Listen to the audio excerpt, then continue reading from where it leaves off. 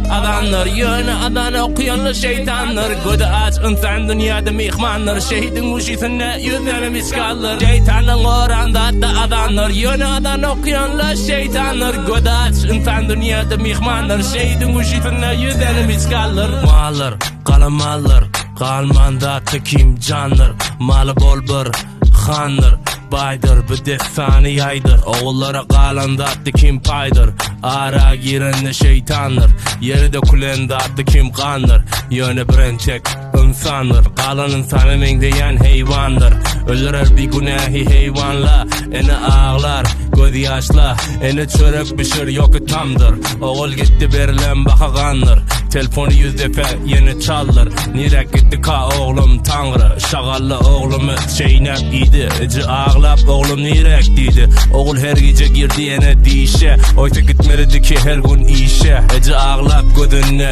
çişken, oğul öllü henim etmeli işken. Kara kurvallık, kara çımlara, karanqı kurvallık.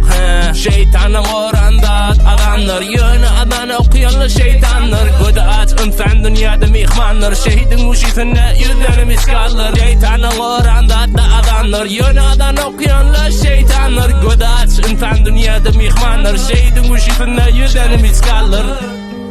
Kara çımlara, karanqı kurvallık. Bir yıl kurvalık kesmeli, millet kesilvati.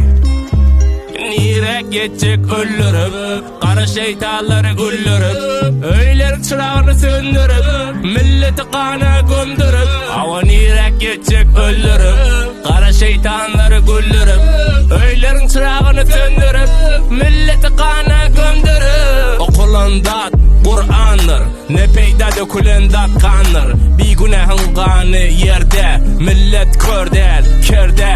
Yırtılı perde, değmiye derde. Bir dünya inni, değmiye derde. Pani, hiç hatta kalmadı mani. Bir günah öldü, nirde tanrı. Oğul öldü, kalmadı cani. Yürek çığır ya, bağır yanıp, hiç kimi bolmaya da tanip. Kenti bay kenti, garip. Aç gölle du milleti sarip. Gövnü bay ellerine yanip. Şilimi yanır, tüttelep bitecek eyli. Gömülecek görümüzde güllerek eyli. Kurvalıktır, içi kanır. Vurşun insanlan şeytanlar. Gödü aç insan dünyada mihmanlar, şehidin uşisinde yüzlerimiz kalır.